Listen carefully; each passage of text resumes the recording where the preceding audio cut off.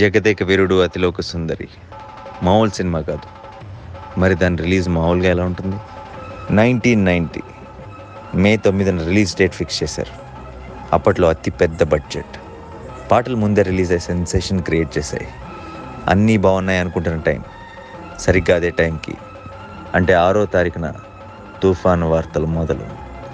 Cinema prints కూడా ఎలా పంపాలో తెలియని పరిస్థితి. భారీ వర్షాల దెబ్బకి ఎక్కడ ట్రైన్స్ అక్కడ ఆగిపోయాయి. చెట్లు, కరెంట్ స్తంభాలు కూలిపోయి మొత్తం రాష్ట్రం అతలాకుతలం. ప్రింట్స్ పంపడం ఎలా? కానీ రిలీజ్ ఆగకూడదు. తుఫాన్ని ఎదిరించి చెప్పిన డేట్కి రిలీజ్ చేయాలని పట్టు. థియేటర్స్లో కూడా మోకాల్లోతు నీళ్ళు, చివరికి ప్రొజెక్టర్ రూమ్లో కూడా నీళ్ళే.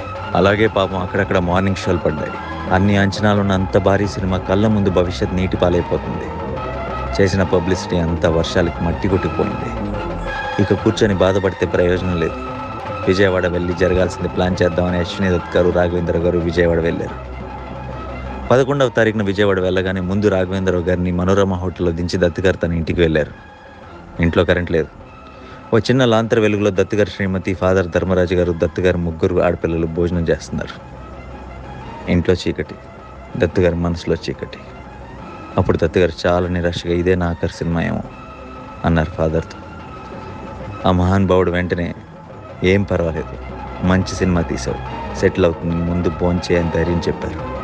మర్నాడు పక్కనే ఉన్న గుంటూరు మంగా థియేటర్కి దత్ గారు, రాఘవేంద్ర గారు కలిసి వెళ్తే అక్కడ వాతావరణం వేరేగా ఉంది. క్లాస్ ఆడియన్స్ ఉండే బాల్కనీలో జనం మాస్ ఆడియన్స్లా రెచ్చిపోతున్నారు. చప్పట్లు, ఈలలు, గోల గోల. ఆశ్చర్యం ఇంకా చిన్న ధైర్యంతో గుంటూరు నుంచి తెనాలి బయలుదేరారు దర్శక నిర్మాతలు ఇద్దరు. అప్పుడే ఓ మరుపురాని సంఘటన.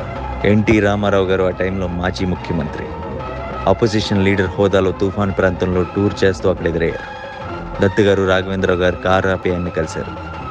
ఎన్టీఆర్ గారు అప్పుడు గంభీరంగా, సినిమా రిపోర్ట్ బాగుంది, సెటిల్ అయిపోతుందిలేండి బ్రదర్, కంగారు పడకండి, నేను చెప్తున్నాను అని ధైర్యం చెప్పి తన ప్రోగ్రాంలోకి వెళ్ళిపోయారు. ఆయన దగ్గర నుంచి వచ్చి కారెక్కబోతుంటే ఓ పల్లెటూరి వ్యక్తి సైకిల్ మీద అరటిపళ్ళతో వస్తూ అశ్విని దత్ గారిని, రాఘవేంద్రరావు గారిని చూసి పరిగెత్తుకు వచ్చి, ఇప్పుడే సినిమా చూశాను, అదిరిపోయింది, సంవత్సరం ఆడుద్ది అని గట్టిగా అరిచాడు. దత్ గారు, రాఘవేంద్రరావు గారు ఊపిరి పీల్చుకున్నారు. ఇంకా అక్కడి నుంచి సినిమా విజయ విహారం. నాన్ స్టాప్గా ఊరూరా వాడవాడలా చెలరేగిపోయింది. తుఫాను, వర్షం, అబీభత్సం ఏవీ జగదేక వీరుడు అతిలోక సుందరిని ఆపలేకపోయాయి.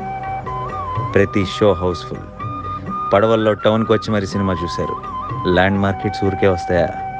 తెలుగు సినిమా చరిత్రలోనే జగదేక వీరుడు అతిలోక సుందరి అంటే ఓ తుఫాన్. 30 ఏళ్ళు అయింది. ఓ చిన్న డౌట్ మిగిలిపోయింది.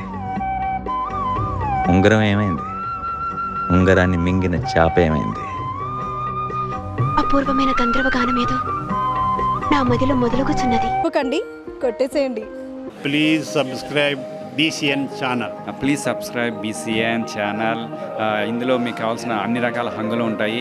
Hi, this is MM Sreelekha. Please subscribe to BCN channel.